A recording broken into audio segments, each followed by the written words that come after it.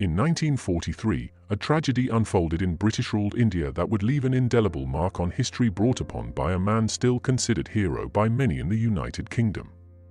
The Bengal famine killed up to 3 million people, but it wasn't a natural disaster, it was a man-made catastrophe, and the man at the center of it. Winston Churchill, a leader often glorified in the West, but in India remembered very differently. The Bengal famine of 1943 remains one of the deadliest famines in modern history. Occurring during World War II, it ravaged the Bengal province of British India.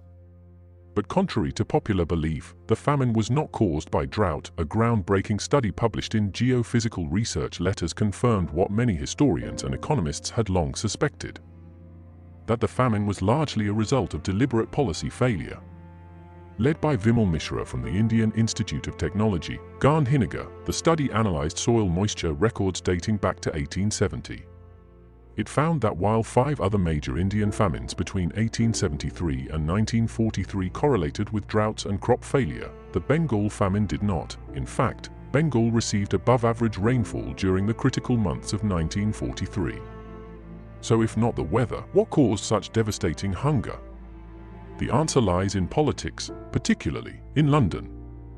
Prime Minister Winston Churchill was at the helm of Britain's wartime government, and his policies shaped the fate of Bengal.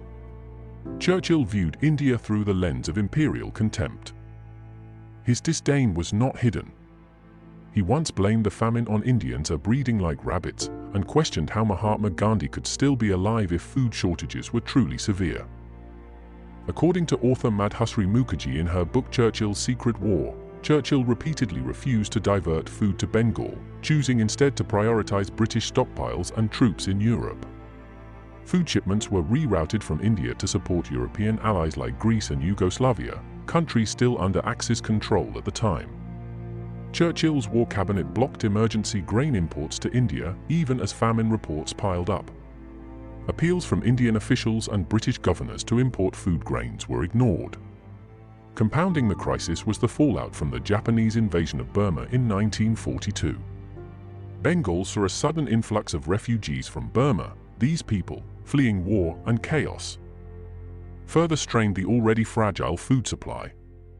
Military priorities trumped humanitarian needs. Rail transport was diverted to the war effort, making it harder to distribute what food was available.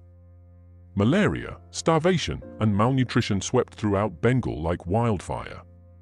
Churchill's indifference to Indian suffering wasn't incidental, it was rooted in deep-seated racism and imperial ideology. His own writings and remarks reveal a consistent view that the empire existed for Britain's benefit, not for the well-being of its subjects. Indian politician Shashi Tharoor summed it up bluntly: Churchill has the blood of millions on his hands whom the British prefer to forget. Historian Janam Mukherjee echoed the same, emphasizing Churchill's role in blocking essential imports and undermining local administration. As the death toll mounted, Churchill refused to accept responsibility. The British press largely ignored the famine. International outcry was muted. It wasn't until after the war that the true scale of the tragedy became apparent. The recent study by Vimal Mishra and his team provides scientific reinforcement for these historical claims. Using a soil moisture database spanning nearly 150 years, researchers confirmed that 1943 was not a drought year. Bengal's agricultural conditions were relatively stable. This is the only major famine in Indian history not linked to an agricultural failure. The research concludes that the famine was a policy failure during the British era. Modern India, despite its larger population, has avoided such calamities through better food distribution systems, rural employment programs, buffer stocks, and irrigation infrastructure. The contrast is stark. Today, the Bengal famine is often overshadowed by Churchill's celebrated role in World War II. In Britain, he remains a symbol of defiance against Nazi tyranny, but in the Indian subcontinent, his legacy is much darker. Calls to reassess Churchill's legacy have grown louder in recent years, driven by scholars, writers, and activists. They argue that history must be told in full. In India, the famine remains a painful memory, passed down through generations. The Bengal famine of 1943 was not a natural disaster, it was a political catastrophe, a deadly combination of imperial arrogance, wartime priorities, and racial prejudice. Churchill's decisions and indecisions directly contributed to the deaths of millions. The science now backs the history, and the history demands that we remember. Because justice begins with truth, and the truth is, the Bengal famine was not inevitable, it was engineered.